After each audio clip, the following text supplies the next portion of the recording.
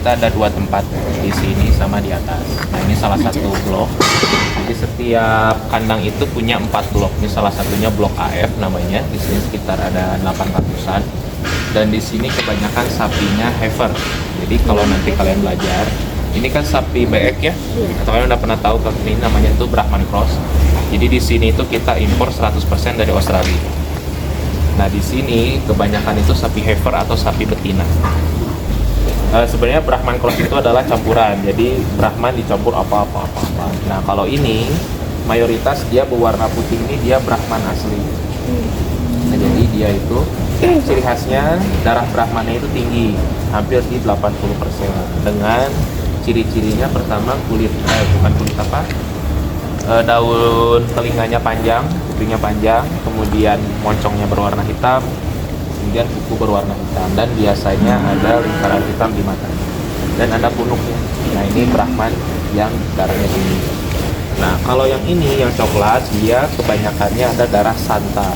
Jadi kalian belajar darah Santa gitu. Jadi kebanyakan dia moncongnya berwarna pink, kukunya berwarna pink, dan mayoritas berwarna coklat. Kalau di Australia kita nyebutnya nggak coklat tapi merah. Nah penandanya mereka ada di telinga kebanyakan. Contohnya ini, telinganya itu ada setengah lingkaran, ada segitiga, ataupun ada AirTag. Nah, kalau AirTag yang kecil itu dari Australianya. Kalau yang nomor-nomor kayak BC 7689 yang nomor kita. Jadi setiap sapi yang datang ke sini kita recording lagi, kita drafting lagi untuk mengetahui nanti prestasi per ekornya itu berapa.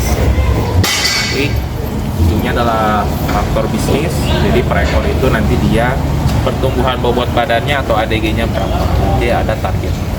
Nah kalau untuk heifer kita ADG-nya itu 1,35. Jadi pertumbuhan bobot badannya itu dalam sehari bisa naik 1,35 kilo. Nah kalau bull nanti 1,45 dan steer nanti 1,5.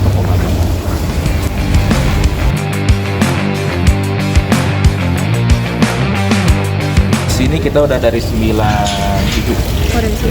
sampai sekarang. Nah kalau di sini pertama kan sapi Australia tidak dikeluh ya, tidak digerak.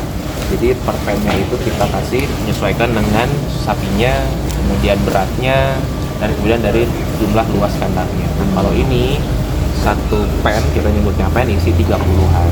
Satu pen 30-an. Nah ini kita rencananya pelihara minimal 90 hari. Jadi nanti ada fase-fasenya, ada fase starter, lower gitu. Untuk pemeliharaannya itu kita hanya ngasih 2 kali pemberian. 2 kali pemberian pakan setiap hari. Jadi pertama jam 7 pagi itu kita sudah masuk, kita langsung menimbang pakan sisa. Sisa yang sudah diberikan itu kita hitung untuk mengetahui prestasi sapi ini makan pada kemarin itu prestasinya gimana. Nanti ada namanya feed intake. Nah, kalau feed intake-nya bagus, otomatis sisanya pun sedikit. Nah, kalau sisa sedikit, feed intake bagus, berarti apa yang kita kasih itu sudah tercapai. Kita pengen sapi itu kan melaju lebih tinggi lagi. Kalau kita kasih pakannya banyak, sisanya banyak, berarti sudah sesuai. Tapi kalau misalkan kita kasih makannya banyak nih, misalnya rataan 12-13 kilo, tapi sisanya banyak.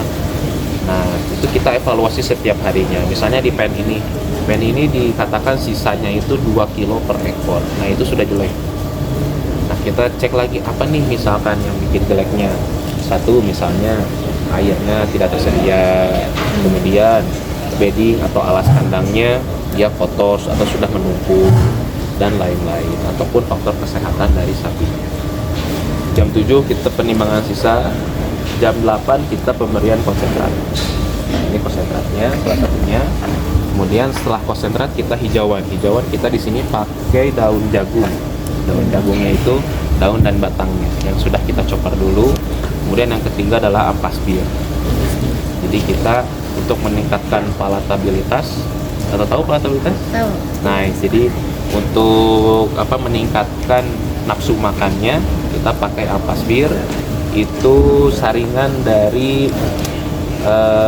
bisa beras, bisa pun ampas birnya itu untuk menambahkan nafsu makan si sapi.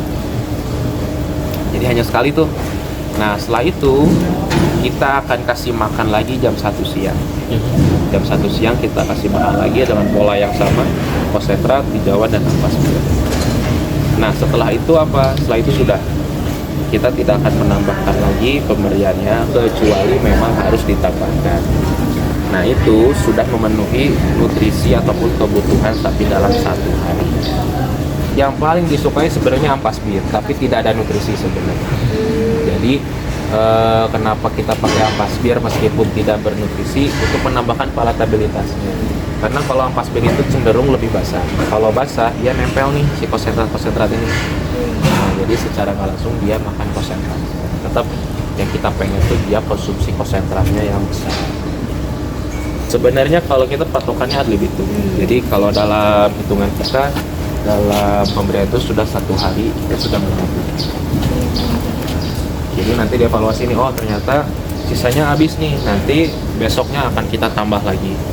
Ini habis lagi, besoknya kita tambah lagi. Jadi kita tidak mematok sapi itu makannya segini, tapi kita mengikuti keinginan sapi. Kalau bisa lebih banyak, lebih bagus. Kita ikutin semangat.